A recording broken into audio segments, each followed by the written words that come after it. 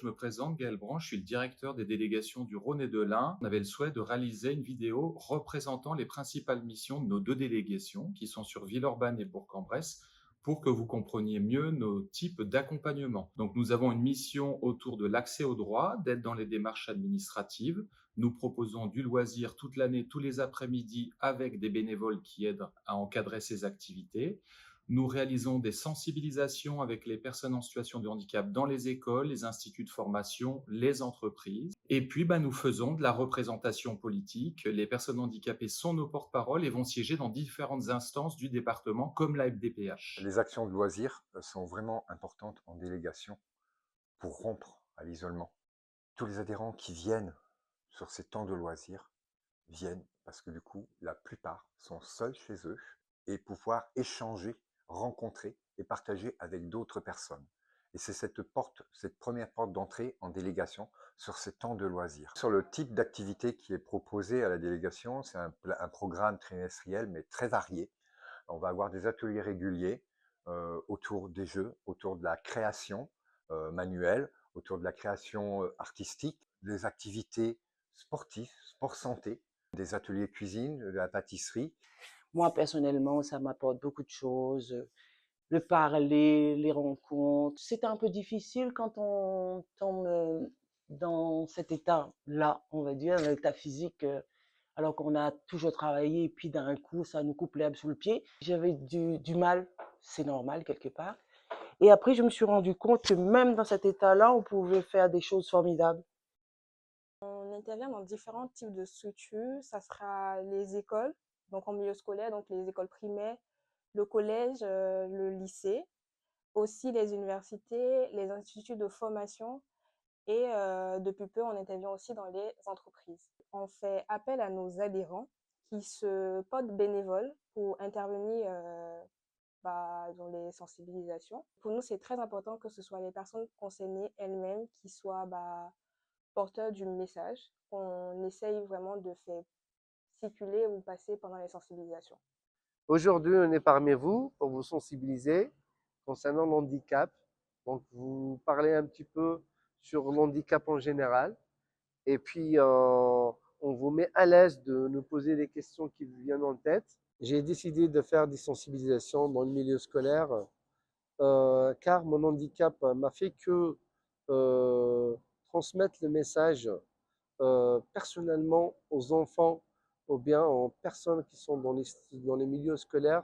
C'est vraiment important. C'est les premiers ambassadeurs qui peuvent transmettre les messages en commençant par les parents. Et à partir de là, on peut quand même changer le regard des personnes et de la société. Le dispositif Handi-Droit, il a été vraiment formalisé en 2020 par là environ, mais c'était quelque chose qui existait déjà dans plus ou moins toutes les délégations. En fait, la mission d'accès au droit, elle est vraiment dans l'ADN de l'APF depuis sa création. Et l'idée, c'était d'harmoniser un peu les pratiques. On a une politique d'accueil inconditionnel qui fait que pour des démarches simples et ou courtes, je vais pouvoir accueillir plus ou moins tout le monde. L'accompagnement qui va être proposé, ça va dépendre encore une fois de la démarche qui est concernée. Ça peut être juste un conseil rapide sur une démarche en particulier. Ça va être de l'accompagnement administratif, quelquefois aider dans le montage du dossier ou contester une décision, principalement en lien avec la MDPH. Du conseil sur des démarches de type logement, comment est-ce qu'on peut accéder à un logement adapté, etc. J'ai connu le dispositif par le biais d'une voisine, car j'étais vraiment dans l'ennui. J'avais très peu d'heures humaines. Donc, je restais des journées sans manger ou sans être lavée, toute seule dans mon domicile. Et elle m'a mis en lien. Et là, j'ai rencontré des personnes formidables grâce au dispositif. Donc, on a pu faire un recours au niveau de la MDPH. On avait lancé aussi un rapport. Et par la suite, mon dossier a été traité sans qu'on aille jusqu'au tribunal administratif. Et j'ai pu obtenir mes droits. Les aidants, ils sont souvent dans de grosses difficultés au quotidien et ils sont souvent oubliés et eux-mêmes s'oublient. Donc l'idée, c'est vraiment de leur proposer des moments de répit au sein de nos locaux ou ailleurs. On peut leur proposer des activités. Ça va être des activités assez variées comme autour du bien-être, comme autour de l'écriture, ou alors des moments conviviaux, des repas, des cafés, voilà, des moments vraiment où ils vont se retrouver déjà entre eux et puis en dehors de chez eux. L'idée, c'est vraiment qu'il n'y ait pas de contraintes, que ce soit libre et qu'ils se sentent vraiment dans un espace en sécurité et de confiance. Je suis maman d'un jeune homme polyhandicapé qui va sur ses 25 ans bientôt. Addison, en ce moment, est à l'accueil de jour qui fait partie d'une structure APF. Je participe à l'atelier des aidants qui est mis en place par une salariée de la délégation. On a des ateliers bien-être, des ateliers aussi sur des choses bien plus... sur des choses qu'on peut apprendre en tant qu'aidant, voilà. Donc il y a eu des sorties aussi extérieures, hein. On a fait une randonnée une fois et c'est vrai que c'est très apaisant, ça fait du bien et ça nous permet de sortir de ce quotidien. Et ça me libère beaucoup de temps effectivement. Je peux penser à moi, voilà, chose que je ne faisais plus ou peu avant. Donc ça permet effectivement de penser à soi. J'ai poussé la porte d'APF France Handicap parce que j'avais envie de m'engager près d'une association. Très vite, il m'a semblé évident qu'au niveau de l'accessibilité, il y avait énormément de travail à faire. Sur le terrain, je voyais que il fallait vraiment s'engager pour faire avancer les choses. Donc je suis représentant auprès de différentes instances, CCA, CCAS. La meilleure des façons de faire avancer, c'est de tenter de rentrer dans les conseils d'administration pour avoir la possibilité de faire évoluer par l'intérieur. Depuis le début de mon mandat, notamment au niveau de la ville de Bourg-en-Bresse, on a muté en fait de constat vers une co-construction de l'accessibilité au niveau de la ville.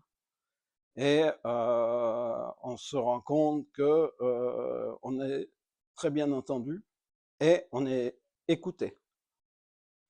Alors, Mandat PF, du coup, c'est un service d'aide humaine à la personne qui a été créé par notre association il y a un peu plus de 10 ans maintenant et qui accompagne spécifiquement des particuliers employeurs en situation de handicap.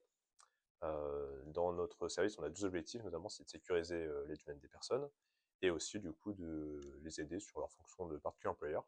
Et spécifiquement, du coup, sur tout ce qui est emploi direct, on les accompagne, donc ça touche un peu à tout, ça peut être le recrutement, ça peut être tout ce qui est démarches administratives, contrat, fin de contrat, gestion d'un arrêt maladie, management au niveau de leurs salariés aussi, quelle position avoir par rapport aux personnes, c'est une fonction qui n'est pas forcément évidente à avoir, et tout ce qui est appui juridique au niveau de la convention collective, puisque du coup, c'est une convention collective qui régit le droit des particuliers employeurs et de leurs salariés. On est vraiment spécialisé sur le champ de handicap, donc comme je disais tout à l'heure, on accompagne des personnes en situation de handicap qui ont fait le choix d'être employeurs. On est aussi spécialiste de la PCH aide humaine, donc l'aide financée par le département qui permet justement aux personnes d'embaucher leur aide humaine.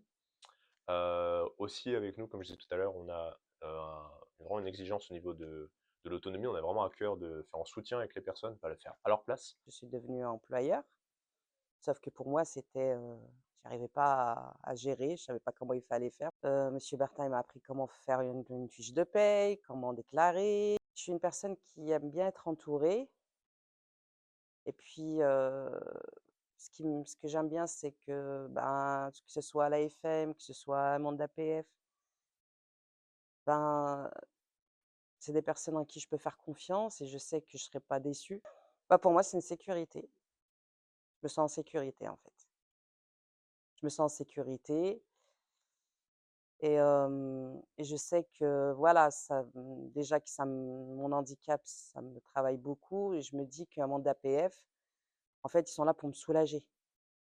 Je vais pas encore penser à ci ou à ça et je sais que voilà, si par exemple, je me plante sur quoi que ce soit, je sais que j'appelle mon APF et je sais qu'ils sont là, quoi. Je vais pas et je sais ils vont être de bons conseils. Ils vont être, voilà, en fait, c'est ce que j'ai besoin, de sécurité, j'ai besoin de confiance, j'ai besoin d'être entourée.